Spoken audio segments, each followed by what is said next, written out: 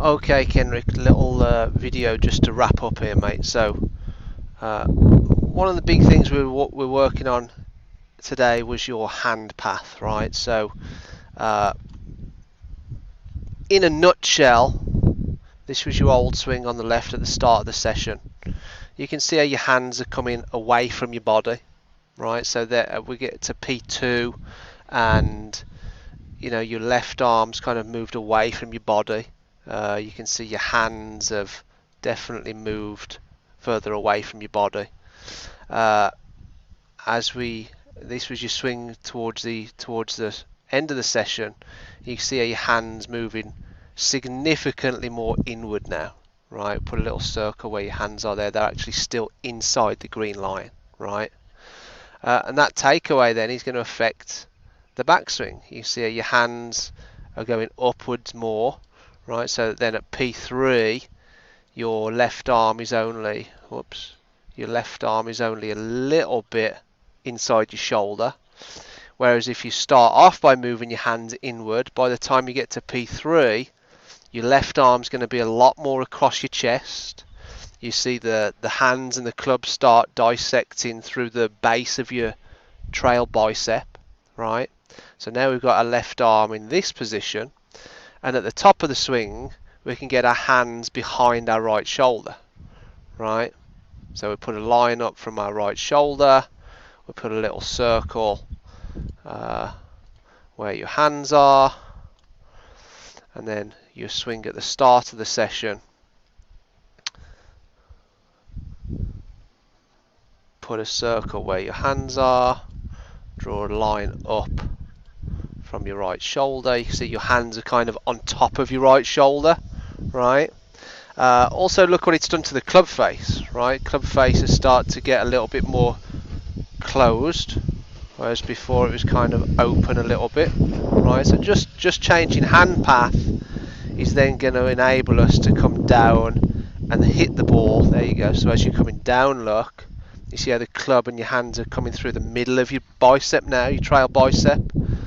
And then again down into P6, that's miles better. You see how your club head is now kind of in line with your hands. Whereas from that position before, because your hands were going up, there's a lack of shoulder turn. That moving your hands inward is also going to increase your shoulder turn as well, right? And then as we come down, you can see how that club head is kind of outside your hands at P6. So from there, it's going to come across the ball. You can see there just before impact, and then through impact, you're swinging across it a little bit, out to in. From this position, yeah, that's more. I mean, looks like it's still a fraction out to in, but nowhere near as much. I mean, look at this one. It's like the shaft is on the ball there, right? Whereas the shaft is this side of the ball now, just before impact. You see that? So definitely a difference there. So I really like what you're doing there with your hand path. So that's your one big thing to practice before next time, and then the other one would be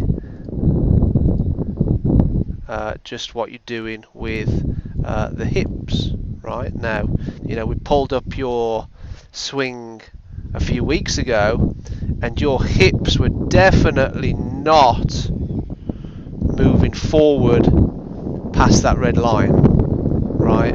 There was no space in here, right, which told me your hips weren't moving laterally, right? So that's a huge difference, right? That's huge. It's just we can still do a better job, and we also want to do a better job with regards to the pressure as well, right? So we can, one of the things we're working on is still making sure as we get to the top that you're establishing the pressure under your lead foot, that left foot at the top. As you start down, you can't have the pressure under that lead foot if it's coming off the ground, right? So all the drills and exercises we've just done, we're working around getting to the top and establishing the pressure under our lead foot at the top, right? That's really important. So, you know, the best way I've explained it is there's the club head. As the club head now is starting to move towards the target, right? Well, so should the pressure build up under your lead foot.